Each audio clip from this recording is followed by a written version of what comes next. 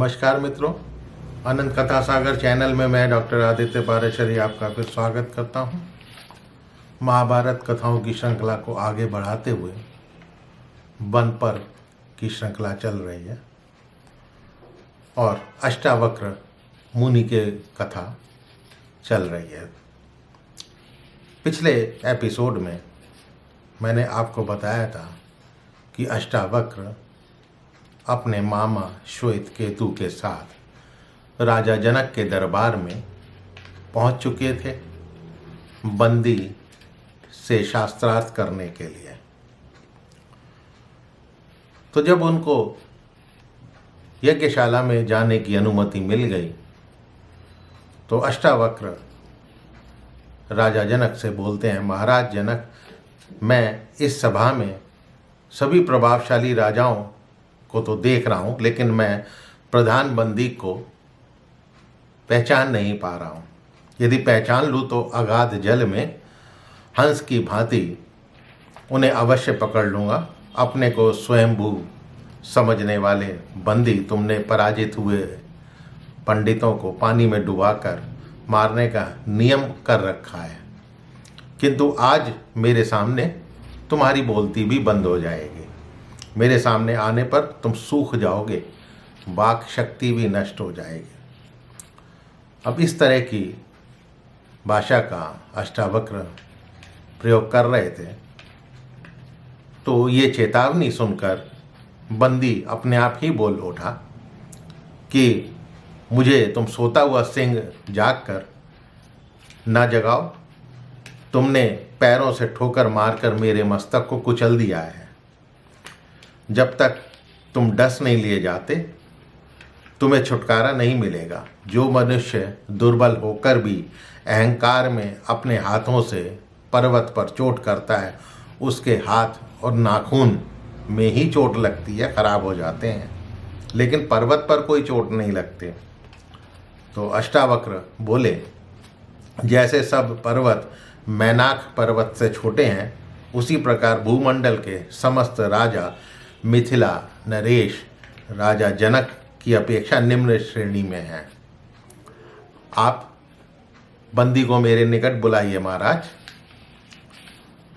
तो राज्य सभा में बंदी के सामने आने पर गरजते हुए अष्टावक्र कुपित होकर बंदी से बोलते हैं कि मेरी हुई पूछी बात का उत्तर दो और मैं तुम्हारी पूछी हुई बात का उत्तर दूंगा।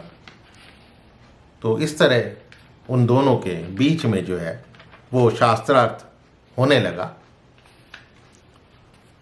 आखिर में जाकर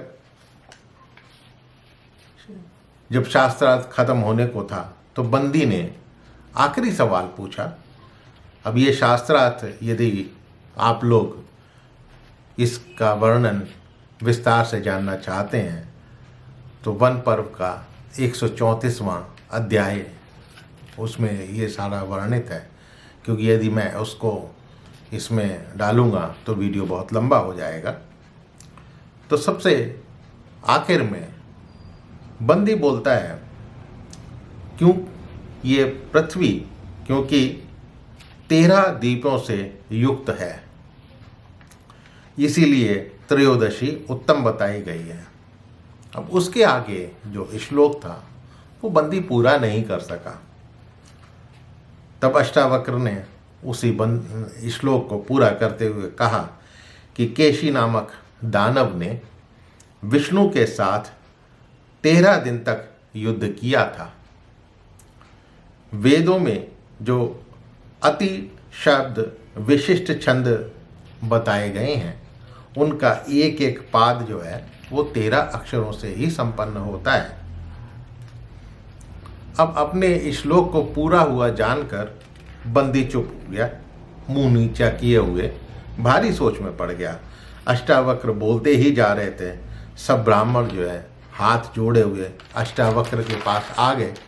तब अष्टावक्र ने कहा, महाराज, इसी बंदी ने पहले बहुत से विद्वान ब्राह्मणों को शास्त्रार्थ में पराजित कर पानी में डुबोया है, अतः इसकी भी वही गति होनी चाहिए, इसे शीघ्र पानी में डुबा दीजिए महाराज। बंदी बोलता है, महाराज, मैं राजा वरुण का पुत्र हूँ, मेरे पिता के यहाँ भी 12 वर्षों में पूर्ण होने वाला ऐसा ही यज्ञ हो रहा था। उसके अनुष्ठान के लिए ही कुछ चुने हुए ब्राह्मणों को मैंने वरुण लोक भेज दिया था। वो सब वरुण का यज्ञ देखने गए हैं और अब पुनः लौटकर आ रहे हैं। मैं पूजनीय अष्टावक्र का सत्कार करता हूँ, मानता हूँ, जिनके कारण मेरा अपने पिताजी से मिलना होगा।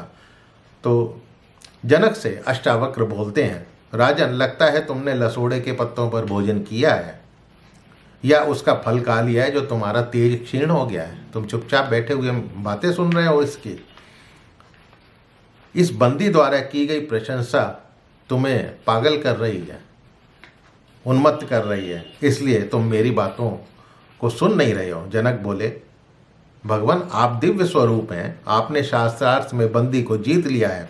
आपकी इच्छा अभी पूरी की जाती है। देखिए, यह है आपके द्वारा जीता हुआ बंदी, और उसको बंदी बना लिया। तब अष्टावक्र बोलते हैं, इस बंदी के जीवित रहने से मेरा कोई मतलब नहीं है। यदि इसके पिता वरुण देव हैं तो उसके पास जाने के लिए निश्चय ही इसको जलाशय में डुबा दिया जाए। तो बंदी बोलता है, मैं वास्तव में राजा वरुण का पुत्र हूँ। जलाशय में डुबाए जाने का मुझे भय नहीं है। ये अष्टावक्र दीर्घ काल से नष्ट हुए अपने पिता कहोड़ को इसी समय देखेंगे, वो आने वाले हैं। तभी सहसा डुबोए गए जितने भी समस्त ब्राह्मण थे राजा जनक के पास प्रकट हो गए, और उसमें कहोड़ मुनि भी थे जो कि अष्टावक्र के पिता थे। तो कहोड़ कहते हैं राजा जनक से कि जनकराज, लोग इसीलिए अच्छे कर्मों द्वारा पुत्र पाने की इच्छा करते हैं क्योंकि जो कार्य मैं नहीं कर सका उसे मेरे पुत्र ने कर दिया। कभी कभी निर्मल के भी बलवान, मूर्ख के भी पंडित तथा अज्ञानी के भी ज्ञानी पुत्र उत्पन्न हो जाता है। राजन, आपका कल्याण हो। सभी ब्राह्मण जब वहाँ अधिक तेजस्वी रूप से प्रकट हो गए तो राजा की आज्ञा लेकर बंदी स्वयं ही समुद्र में समा गया। अष्टावक्र ने अपने पिता का पूजन किया, स्वयं भी दूसरे ब्राह्मणों द्वारा पूजित किए गए, उनको आदर दिया गया। इस प्रकार बंदी पर विजय प्राप्त कर पिता कहोड़ तथा अपने मामा श्वेत केतु के साथ अपने आश्रम में लौट आए। तब कहोड़ ने सुजाता के सामने, यानी अपनी पत्नी सुजाता के सामने अष्टावक्र से कहा, बेटा, तुम शीघ्र ही इस समंगा नदी में स्नान के लिए प्रवेश करो। अष्टावक्र ने जब स्नान के लिए समंगा नदी में प्रवेश किया तो जल के स्पर्श से ही उनके सभी अंग सीधे हो गए। तो मित्रों, ये थी अष्टावक्र की कहानी। आपको अवश्य पसंद आई होगी। मेरे चैनल को सब्सक्राइब करना मत भूलिएगा और इसको अपने इष्ट मित्रों से शेयर अवश्य कीजिएगा। मिलता हूँ अगली कथा को लेकर अगले एपिसोड में। तब तक के लिए नमस्कार।